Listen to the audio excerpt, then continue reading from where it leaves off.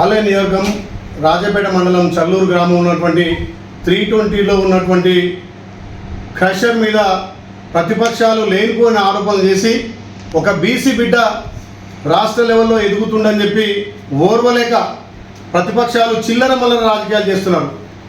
మరి ఆ క్రషర్ మీద కానీ ఆ 320 మీద చల్లూరులో ఉన్న క్రషరు ఎప్పుడు ప్రారంభమైంది, ఎవరు ప్రారంభించారు, ఎవరి టైంలో పర్మిట్ ఇచ్చారు, మరి మిగతా జ్ఞానం లేకుండా ఏ ప్రభుత్వ హయాంలో క్రషర్ ఓపెన్ అయిందో తెలియకుండా దుర్మార్గుల లెక్క ఒక నీచ రాజకీయాలకు ఒడిగడుతున్నటువంటి రాజకీయ నాయకులు, అసలు మీరు రాజకీయ సన్యాసులు, మీకు అధికారం పోయినాక జీర్ణించుకోలేక ఒక బీసీ బిడ్డ అన్ని రకాల ముఖ్యమంత్రితోటి దగ్గరుండి ఆలయాన్ని అభివృద్ధి చేస్తున్న అక్కస్తోటి ఒక మైనింగ్ అని క్రషర్ అని చెప్పి ఒక బీసీ బిడ్డ మీద అనవసరమైనటువంటి మీ పింక్ మీడియా సోషల్ మీడియా ద్వారా దుష్ప్రచారం చేస్తున్నారు.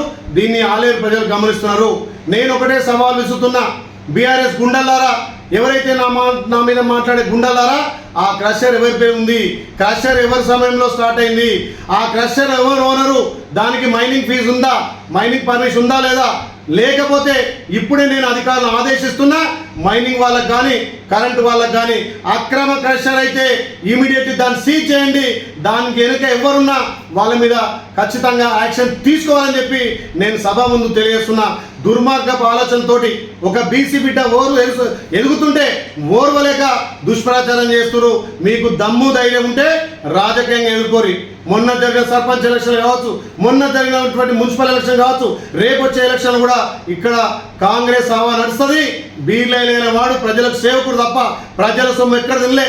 ఇవాళ ఏ ఒక్క రైతో ఏ ఒక్క గ్రామస్తులు వచ్చి మాకు బీర్లైలే మోసం చేసినట్లేరు. మీ దుష్ప్రచారం, మీ సోషల్ మీడియా, మీ దుర్మార్గ ఆలోచనలు, 10 ఏళ్ళు ఆలయం భ్రష్టు పట్టించిన దుర్మార్గులు, చాతగాని చవట దద్దమ్మలు ఇలా బీర్లైల మీద మాట్లాడే దమ్ము ధైర్యం లేదు. క్రషర్ మీద చర్చలకు సిద్ధం. మీ దమ్ముంటే చర్చలకు రండి. సవాల్ విసురుతున్నా, డేట్ మీరు చెప్తారా, నన్ను చెప్పంటారా?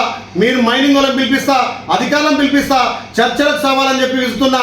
దమ్ముంటే నా సవాల్ స్వీకరించి చర్చలకు రావాల్సిందిగా బీఆర్ఎస్ నాయకులు గుండాలను హెచ్చరిస్తున్నా.